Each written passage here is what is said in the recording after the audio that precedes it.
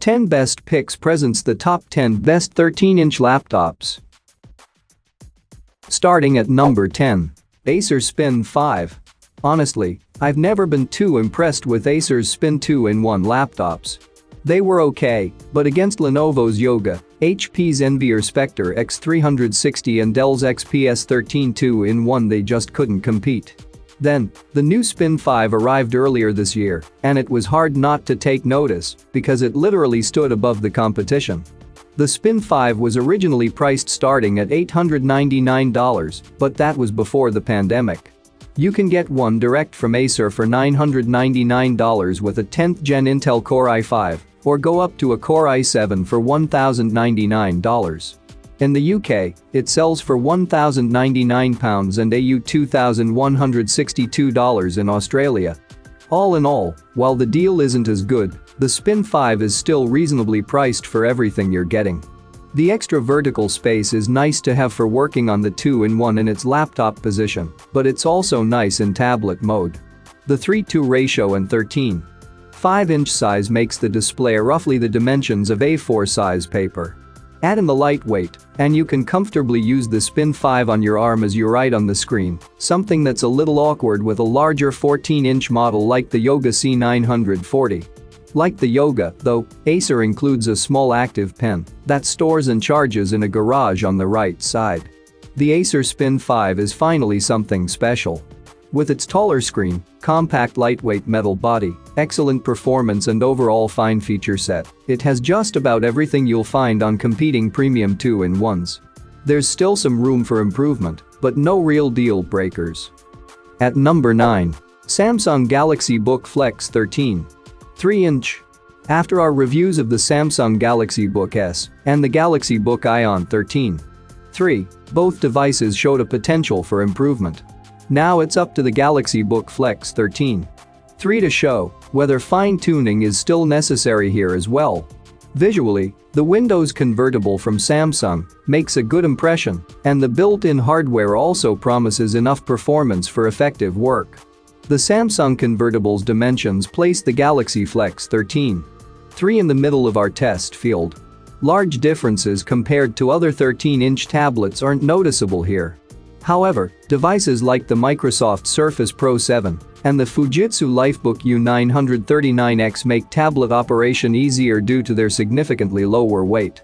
The Galaxy Book Flex 13.3 allows the use of microSD cards, which are stored in a slot on the side. However, it can only be opened with a tool, which unnecessarily complicates the frequent swapping of cards. The card reader itself reaches 78.4 MB per second for copying and 88.3 MB per second for reading data with our Toshiba Xperia Pro M501 reference memory card. These rates are slightly above average, but other Windows convertibles achieve even better speeds. In the end, there are only minor aspects to criticize. One example is the fact that microSD cards are housed in a fixed slot that can only be removed with a special tool. This makes the frequent swapping of memory cards unnecessarily difficult. Also, the fact that the screen and the base don't lie completely flush with each other in tablet mode somewhat tarnishes the good overall impression. Convertibles like the Fujitsu Lifebook U939X or the Dell Latitude 7200 are a bit more user-friendly. Number 8 of my list. HP Spectre Folio 13. There's nothing really quite like HP's new Spectre Folio. For the past few years, the concept of a laptop has been constant. There are the traditional, clamshell designs, which are largely derivative of Apple's MacBook Air design. There are the 360-style convertibles with screens that flip all the way around for tablet functions, like Lenovo's Yoga line. And then there are those convertible laptops with fully detachable screens that can be used as standalone tablets, such as Microsoft Surface Pro or Surface Book. The $1,299 and up Spectre Folio fits into none of those descriptions. It doesn't look like a MacBook Air, it doesn't have a 360-degree hinge, and it doesn't have a detachable display. Yet, it's still a 2-in-1 with the ability to switch between a standard clamshell laptop and a tablet-style device. We haven't seen a laptop with a hardware design this different since the heady days of Windows 8's craziness. The most obvious thing that separates the SPECTRE FOLIO from, well, every other laptop you can buy is that it is wrapped in actual leather. It's not a case, the leather cannot be removed because it's integrated into the computer's metal frame. And it's not plasticky, fake leather either, it is genuine leather that HP says is harvested from the scraps produced during the manufacturing of other leather goods. It looks, smells, and feels like the real thing because it is real. The leather, which comes in brown or burgundy, not only gives the Folio a distinct look, but also gives it a different feel compared to other laptops. Those faults are enough to give me pause when recommending the SPECTRE FOLIO, which is disappointing because it does so many other things so well. And it's a unique fish in a sea of look-alike laptops, which is refreshing and exciting. But I'll wait until the next version, when HP hopefully fixes the display, speakers, and especially the trackpad. Coming at number 7. ACER CHROMEBOOK R13. The big knock against Chromebooks, the light, minimal alternative to MacBooks and PC laptops, is that their software options are limited. The ACER CHROMEBOOK R13 is one of the first notebooks to avoid that problem, as it offers support for the Android apps in the Google Play Store. On top of that, it has long battery life, a comfy keyboard and an aluminum design that's quite slick for a $399 machine. As long as you don't need a lot of processing power, the Chromebook R13 is a great choice. The ACER Chromebook R13's aluminum chassis gives it an eye-catching look that made one of my co-workers mistake it for a MacBook Pro.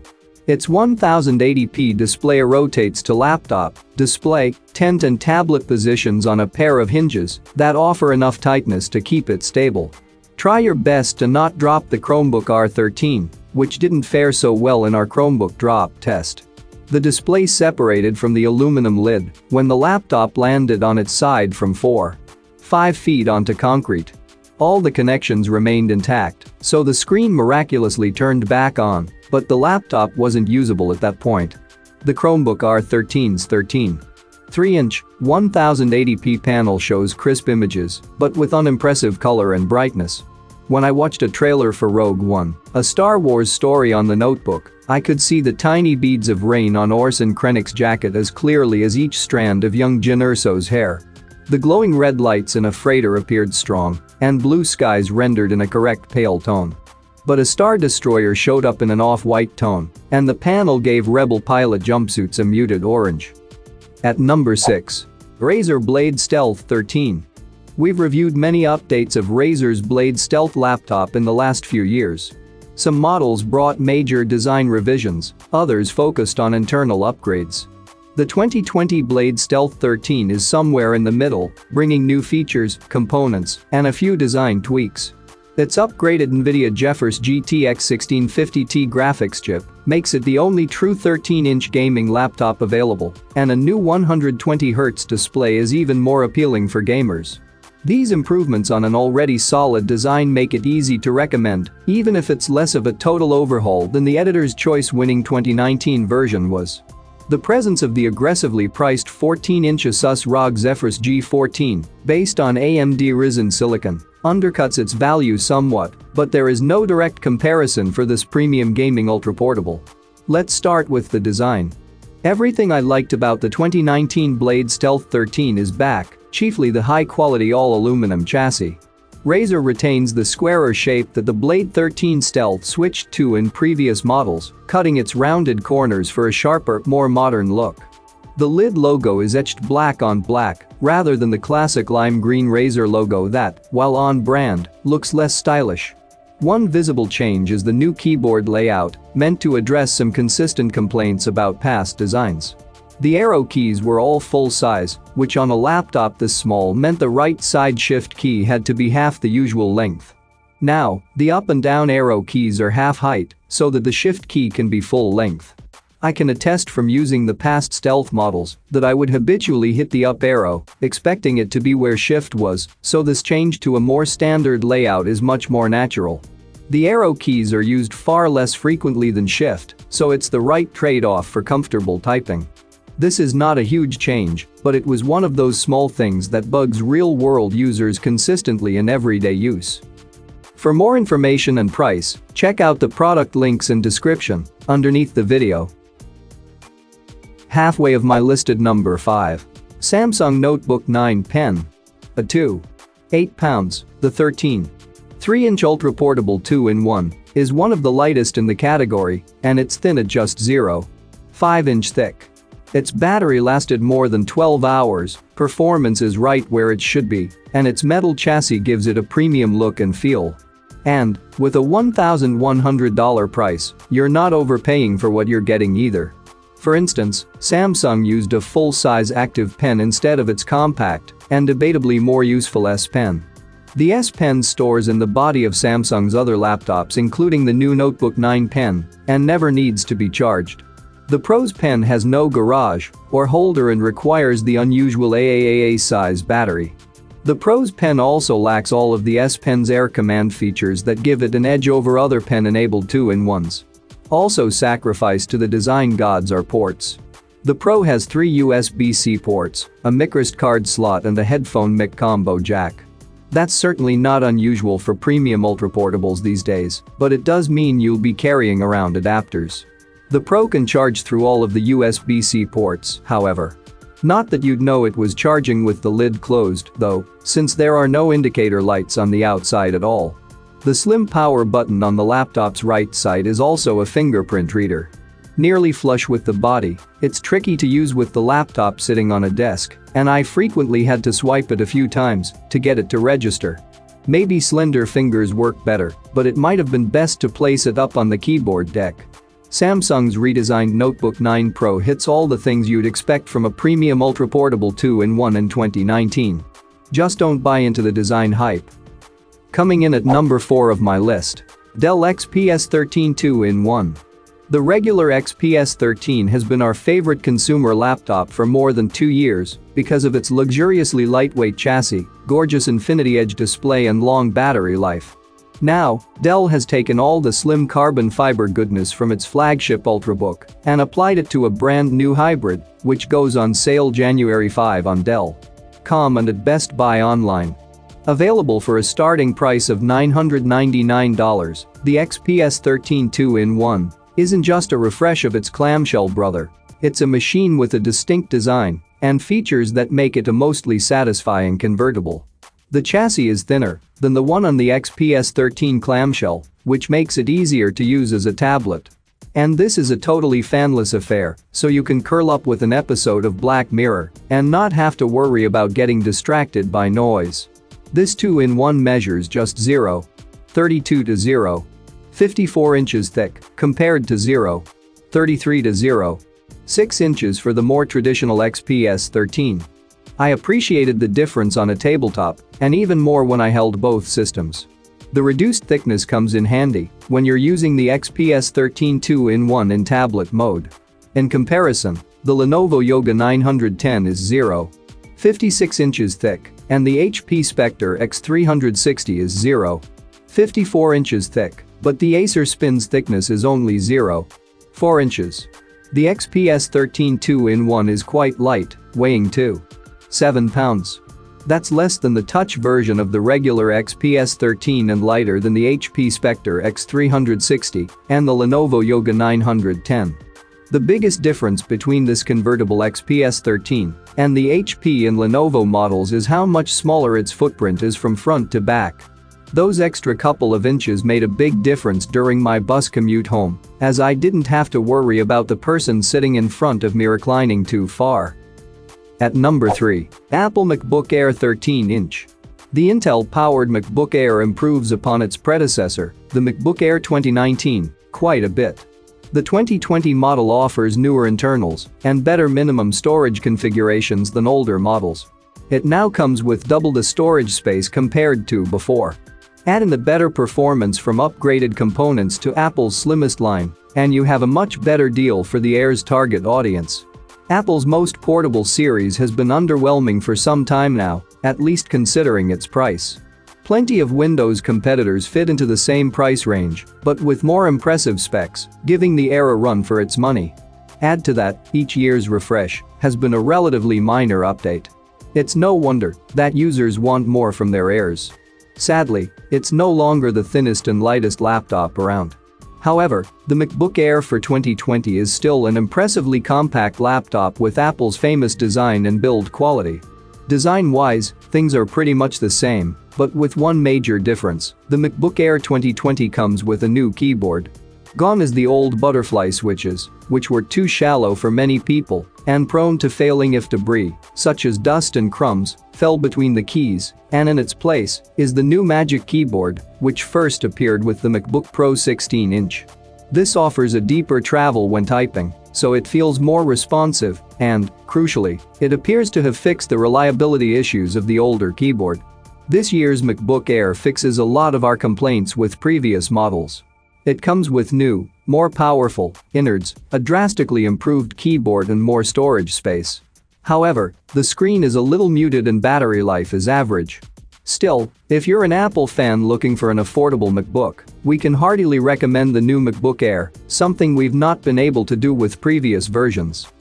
For more information and price, check out the product links in description underneath the video. Coming at number 2, Apple MacBook Pro 13-inch. The MacBook Pro 13-inch is one of Apple's most groundbreaking releases in its Pro line. Alongside the MacBook Air and Mac Mini, it received a major overhaul to its CPU and integrated graphics thanks to Apple's breathtaking 5nm M1 chip, which launched at Apple's One More Thing event.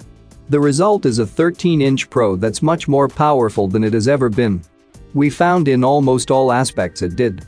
Performance in both native apps and while also using legacy apps made for Intel-based MacBooks was seriously impressive, and the overall performance of the Apple MacBook Pro 13-inch sort of blew us away. If you were worried that by ditching Intel, Apple's MacBooks would suffer when it comes to performance, it's clear that this is not the case. The MacBook Pro 13-inch is another exciting reinvention of the MacBook Pro line. While the refresh of the 16-inch model last year was more about the revolution in form factor, with a larger screen, better speakers and a new keyboard, in the case of the MacBook Pro 13-inch, the revolution is all about what's inside. The M1 chip offers drastically improved performance and battery life while being able to run existing Mac apps, brand new ones and iOS apps alike effortlessly, and the combination, along with the competitive price, is a real game changer for a 13-inch productivity laptop. The MacBook Pro 13-inch is the most exciting laptop Apple has released in years. The new M1 chip offers exceptional battery life, and in our early testing performance has been excellent. It's just a shame about the old design. And number 1. Dell XPS 13, 9370. Dell's XPS 13 has remained our favorite consumer laptop for the past few years, thanks to its beautiful nearly borderless display, lightweight and sleek aesthetic. Now, after multiple generations of sticking with the same chassis, Dell's premium flagship has a new design with slimmer dimensions and a beautiful white and gold color scheme. In other improvements, the XPS 13 9370 also offers an optional 4K display, a better webcam, support for EGPAS, and a cooling system that promises stronger sustained performance. However, to make its laptop thinner, Dell switched to a smaller battery and got rid of USB Type-A ports. As a result, some users will prefer the older XPS 13 9360, which is still for sale and is powered by the same Intel 8th Gen Core CPUs. But if you want the best combination of design, portability and power, the XPS 13 9370 is the ultra-portable to beat. Dell offers several configurations of the XPS 13 9370, with prices ranging from $849 to well over $2,000. The $849 base model has a 1080p non-touch screen, a Core i3-8130 CPU, 4 GB of RAM, and a 128 GB SSD. The white model costs $50 more. We recommend the $1,099 model, which includes a Core i5 processor, 8 GB of RAM, and a 256 GB SSD. The tricked-out $1,869 model has a 4K touchscreen, a Core i7-8550U CPU, 16 GB of RAM, and a 256 GB SSD. A 512 GB SSD costs $150 more, and a 1 TB SSD runs $750.